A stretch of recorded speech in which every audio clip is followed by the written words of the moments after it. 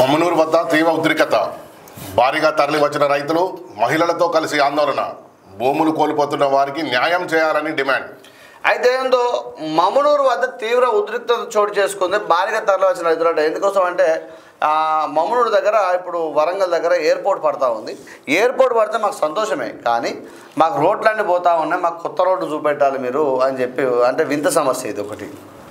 అది భూములు పోతా ఉన్నాయంటే ఒక సమస్య ఉంటుంది, అంటే పోతా ఉన్నాయి కానీ మాకు రోడ్లు పోవడానికి అటు రహదారి లేకుండా అవుతుంది, మాకు ఇంకో రోడ్డు చూపెట్టండి అని చెప్పి వారు అనూహ్యంగా చాలామంది ధరలు వచ్చి ఇక్కడ ధరణ పెద్ద ఎత్తున చేయడం కూడా జరిగింది. ఇక్కడ వారితోని సంబంధిత అధికారులు కూడా మాట్లాడి వారికి న్యాయం చేస్తారని కూడా చెప్పడం జరిగింది. ఇక్కడ రైతన్నలకు ఇసుక దెబ్బ, లారీలతో దుమ్ము ధూళి, మిరప పత్తి వరికి భారీ నష్టం. రోడ్లపై నీళ్లు కొట్టించని నిర్వాహకులు, మెయిన్ రోడ్డుపై లారీల క్యూ, అన్నదాతలకు తప్పని గోస. అయితే 24/7 అంటే మన ఈ వాక్యం ఎక్కడ చూస్తామంటే ఎమర్జెన్సీ సర్వీసులలో చూస్తాం. 24/7 ఎక్కడ చూస్తాం ఎమర్జెన్సీ సర్వీసులలో. ఈ లైవ్ న్యూస్ ఇచ్చినప్పుడు మేము కూడా 24/7 అట్లా చేస్తూ ఉంటాం, అంతే కదా.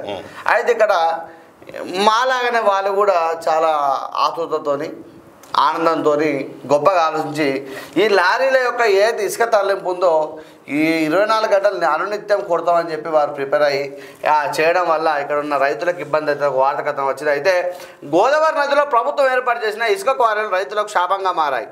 క్వారీల నుంచి ఇసుక తరలించే లారీలు పచ్చని పంట పొలాలపై దుమ్ము పోస్తున్నాయి. అయితే నిత్యం వందలాది లారీలు ఇసుక తరలిస్తున్న క్రమంలో పంటలు నాశనం అవుతున్న నిర్వాహకులు అధికారులు పట్టించుకోవడం లేదు. లక్షలాది ఇది ఎక్కడంటే మహదేవ్పూర్ నుంచి జయశంకర్ భూపాలపల్లి దగ్గర నుంచి వచ్చింది. గోదావరి పరివాహక ప్రాంతం నుంచి వార్త రావడం జరిగింది. అయితే లక్షలాది రూపాయల పెట్టుబడితో సాగు చేసిన పంటలు దుమ్ము ధూళితో నిండిపై తీవ్ర నష్టం జరుగుతుంది. రోజు వేలాది లారీలు ఇసుక కోసం రావడంతో తమ పంట చేలు దుమ్ముతో నిండిపోతున్నాయని, చేతికొచ్చే పంట కాస్త దుమ్ము పాలవుతుందని రైతులు ఆవేదన వ్యక్తం చేస్తున్నారు. జయశంకర్ భూపాలపల్లి జిల్లా మహదేవ్పూర్ మండలం నిర్వహిస్తున్న ఇసుక కార్యాల వల్ల పచ్చని వ్యవసాయ భూములు కాస్త దుమ్ముతో రైతుల నోట్లో మన్ను పంటలు తయారయ్యాయి.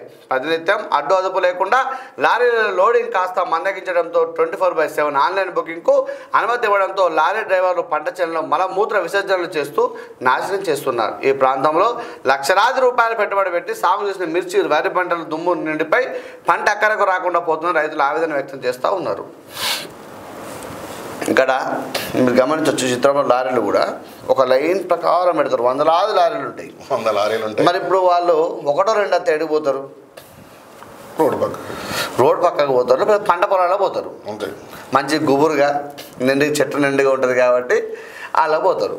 పోవడం వల్ల ఏమైందంటే అక్కడ ఉన్న పంట అంటే 24 గంటలు అయితే రైతు కాపలు ఉండడు కదా పంట పొలాలలో, మీరు గమనించవచ్చు, అంతే కదా. పొద్దున్న నీళ్ళు పెట్టేటప్పుడు లేకపోతే పొద్దున్న దాకా ఉంటారు, రాత్రి అంతా ఉంటారు కదా. వీళ్ళంతా చేసే ఘనకార్యాలు అంతా కూడా రాత్రి ఘనకార్యాలు ఉంటాయి కాబట్టి ఈ మిరప తోటలకైతే ఎవరు కానీ పత్తి చేనులలో ఈ వరి పండ్లలో పోయి అంతా కూడా నాశనం చేస్తూ ఉన్నారు. అయితే ఇక్కడ గమనించండి మిత్రులారా, ఏ అయితే ఉందో మహదేవ్పూర్ దగ్గర నిర్వహిస్తున్న ఇసుక కార్యాలు ఏదైతే ఉన్నాయో 24 గంటలు నడవడం వల్ల అక్కడ పూర్తిగా ఉన్న రైతుల యొక్క దుమ్ము ధూళి పడడమే కాదు, అక్కడ అంతా కూడా ఇంకెక్కువ తక్కువ అయితే ఈ లారీలు బస్తాలు నింపకపోయినా దిక్కు దివాణం లేదు. అంటే మిర్చి కానీ ఏదైనా అంతే పత్తి ఎత్తుకపోకపోదు, కానీ ఈ మిర్చి గిర్చి ఎత్తుకపోయినా దిక్కుదివాణం లేదు. ఇంటి మనం ఎత్తుకపోయినా చెప్పలేదు కదా. ఆ రైతులందరూ కూడా నష్టపోతూ ఉన్నారు. కాబట్టి దయచేసి ఏంటంటే ఇక్కడ పంటలపై ప్రభావం జరుగుతూ ఉంది కాబట్టి లక్షలాది రూపాయలు ఇవాళ రేపు 10% మంది కూడా రైతులు పంట పొలాలలో చేయట్లేదు. వాస్తవాన్ని కూడా వాస్తవం అంతే కదా, వ్యవసాయం చేయట్లేదు. కాబట్టి ఉన్నోళ్ళన్నా మనం కాపాడుకోవాల్సిన అవసరం ఉంటుంది. ఈ ఇసుక ఎత్తుకపోయి భావితరాలకు ఇప్పటికే అన్యాయం చేస్తూ ఉన్నారు, అంతే కదా. అనునిత్యం వందలాది లారీలు పోతూ ఉన్నాయి.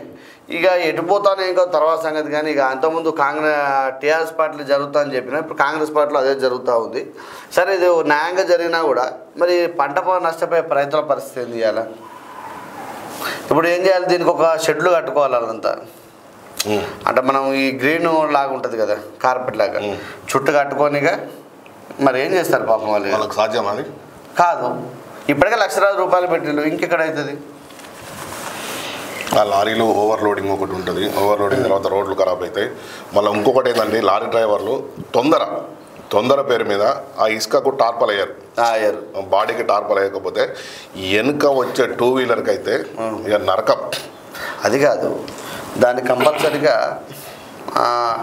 ఏడికి పోతానో చిన్న బ్యానర్ కూడా కట్టాలి, ఈ లారీ ఎక్కడికి పోతుందని చెప్పి చిన్న బ్యానర్ కట్టాలి, పైన కార్పెట్ కప్పాలి, తర్వాత జీపీఆర్ సిస్టమ్ ఉంటుంది కదా ఆ సిస్టమ్ పెట్టాలి. టెక్నాలజీ వస్తుంది సెంట్రల్ గవర్నమెంట్ నుంచే ఆల్రెడీ చెప్పి దీన్ని పర్మిషన్ ఇచ్చినప్పుడు అవన్నీ ఉంటాయి. తర్వాత ఇంకోటి వేబిల్లో దానికి ఒక బకెట్ ఎక్కువ 2 బకెట్లు ఎక్కువ వేయద్దు, దాని పర్యవేక్షణ ఆర్టీఓ అధికార పర్యవేక్షణ ఉండాలి. ఏం జరుగుతాయి అవన్నీ? ఇసుకకే కాకుండా ప్రతి బండికి జీపీఆర్ఎస్ పెట్టాలని చెప్పేసి ఒక రూల్ వచ్చేస్తుందని. లోడింగ్ పడితో దోపిడీ ఆపాలి, ఎన్టీపీసీకి స్థానిక ఎదురులపై ఎందుకంత ప్రేమ, నిబంధన విస్మరించిన ఎన్టీపీసీ అధికారులు స్థానికులకు బూడిద ఉచితంగా ఇవ్వాలి, అక్రమాలపై గల్లీ నుంచి ఢిల్లీ వరకు ఫిర్యాదు చేశాం. బీజేపీ సీనియర్ నేత కాశీపేట లింగయ్య మాట్లాడుతూ ఏం చెప్పినాడు అంటే ఎన్టీపీసీ బూడిద చెరువుల లోడింగ్ పేరుతో చేస్తున్న అక్రమ వసూలు వెంటనే ఆపాలని మాజీ ఎమ్మెల్యే బీజేపీ సీనియర్ నేత కాశీపేట లింగయ్య హెచ్చరించారు. స్థానిక లారీ యజమానులకు పరిశ్రమలకు ఉచితంగా ఇవ్వాల్సిన బూడిదకు వేలాది రూపాయలు వసూలు చేస్తున్న లారీ యజమానులు గత 2 రోజులుగా నిరసన కార్యక్రమం చేపట్టిన వార్త కథనం వచ్చింది. అయితే ఇక్కడ ప్రభావిత ప్రజల బూడిద గజగోధంగా పడలేదని చెప్పి కౌశిక్ గారు మాట్లాడుతూ ఉన్నారు. ఏదేమన్నా కూడా జాతీయ రహదారులకు వెళ్ళే వాహనాల కంటే కిలోమీటర్కు 12 చొప్పున 80,000 వరకు చెల్లిస్తున్నారని గుర్తు చేసేలాట. పూర్తిగా అంటే ఈ ఇసుక మన బూడిద మీద రోజుకొక వార్త కథనం వస్తుంది రామగుండం నియోజకవర్గం నుంచి. దీని మీద ఎమ్మెల్యే గారు కూడా స్పందించి ఇక్కడ ఏం జరుగుతుందని చూసి పూర్తిగా అటువంటి వాటిని కట్టడి చేయాలని చెప్పి మేము కూడా మా ఛానల్ ద్వారా విజ్ఞప్తి చేస్తూ ఉన్నాం. ఎందుకంటే రోజు రోజు రోజు రోజు ఇది ఇంకా పెద్దగా అవుతూ ఉంది కాబట్టి దీనికి ఒక ఫుల్ స్టాప్ పెట్టాలని చెప్పి మేము కూడా కోరుతూ ఉన్నాం. వరకట్నం వేధింపులకు వధువు బలి, రాయదుర్గంలో అదనపు కట్నం వేధింపులకు బలైపోయింది నవవధువు. భర్త అత్తింటి వేధింపులు తట్టుకోలేక ఆత్మహత్య చేసుకుంది దేవిక. ఇంట్లోనే ఫ్యాన్కు ఉరేసుకుని బలవంతంగా ప్రాణం తీసుకుంది. ఘటనా స్థలానికి చేరుకున్న పోలీసులు పోస్ట్ మార్టం నిమిత్తం మృతదేహాన్ని ఉస్మానియా ఆసుపత్రికి తరలించారట. సర్పంచ్ హత్య వ్యవహారంలో ప్రకంపనలు, మంత్రి ధనంజయ్ ముండే రాజధానట. మహారాష్ట్రలోని బీడ్ జిల్లాలో సర్పంచ్ దారుణ హత్య వ్యవహారం రాజకీయ ప్రకంపనలు రేపుతుంది. ఈ ఘటనకు బాధ్యత వహిస్తూ ఆహార పౌర సరఫరాల శాఖ మంత్రి ధనంజయ్ ముండే తన మంత్రి పదవికి రాజీనామా చేశారట. సర్పంచ్ సంతోష్ దేశ్ముఖ్ హత్య కేసులో ఆయనపై ఆరోపణలు రావడంతో మంత్రి పదవికి రాజీనామా చేయాలని ధనంజయ్ ముండేను సీఎం దేవేంద్ర ఫడ్నవీస్ ఆదేశించినట్టు సమాచారం. అక్కడ ఉన్న ముఖ్యమంత్రి గారు మంత్రి ఆదేశించినట, ఇట్లా నీ మీద ఆరోపణలు వస్తున్నాయి రాజీనామా చేయమని చేసిండు. కానీ మన దగ్గర అట్లా ఉండదు, ఆరోపణలు వచ్చినా కూడా నేను కాదు అని పోతారు, అంతే కదా. అవును, హత్య రాజకీయాలు మన దాకా రాలేదు. ఇక్కడ ఆరోపణలు అంటున్నాం, హత్య రాజకీయాలు మనం మాట్లాడుతున్నాం. ఆరోపణలు 2 రోజులుగా ఢిల్లీలోనే మన దగ్గర బర్తరఫ్లు ఉంటాయి, రాత్రి తీసి పడేస్తారు ఆరోపణలు రాగానే. కేసీఆర్ దమ్ము చేసింది. 2 రోజులుగా ఢిల్లీలోనే సీఎం మిగిలిన మంత్రులు రాష్ట్రానికి రావాల్సిన వాటా నిధుల కేటాయింపుల విజ్ఞప్తులట. బీజేపీని నమ్మితే అమ్ముడు ఖాయం, ఆదిలాబాద్లోని సిసిసిని అమ్మేందుకు సిద్ధపడడం దుర్మార్గం, నమ్మి నా ఓటేసినందుకు కదా తప్పదు, నమ్మి ఓటేసినందుకు ఇదేనా మీరిచ్చే బహుమతి, కార్మికుల ఆవేదన ఆర్తనాదాలు వినిపించడం లేదని మాజీ మంత్రి కేటీఆర్ మాట్లాడుతూ ఉన్నాడు. ఏదైతే ఉందో అక్కడ ఆదిలాబాద్ లోపల బీజేపీ గెలవడం జరిగింది, పాయశంకర్ ప్రాతినిధ్యం వహిస్తూ ఉన్నాడు. కాబట్టి అక్కడ ఏమంటున్నాడంటే మీరు బీజేపీని గెలిపించలేరు కాబట్టి అతను మేము నట్టేట ముంచుతాను, నమ్మి ఓటేస్తే నట్టేట ముంచుతానని చెప్పి కేటీఆర్ మాట్లాడుతాడు. సేమ్ డైలాగు నిన్న వార్తలో చదివినట్టున్నాం మనం. ఏమైనా కాంగ్రెస్ మొత్తం కాంగ్రెస్ అంటే శనేశ్వరం, కాంగ్రెస్ నమ్మితే మిమ్మల్ని మోసం చేయడం ఖాయమని చెప్పి అది వార్త కథనం వచ్చింది. ఇది తెల్లారే మళ్ళీ బీజేపీ మీద అంటాడు. అంటే ఒక్క మమ్మల్ని నమ్మండి, ఇటు కాంగ్రెస్ నమ్మకండి, ఇటు బీజేపీని నమ్మకండి. మీరు 2 పార్టీలను నమ్మడం వల్ల మేము ఈరోజు అధికారం కోల్పోవడం జరిగింది, అంతే కదా.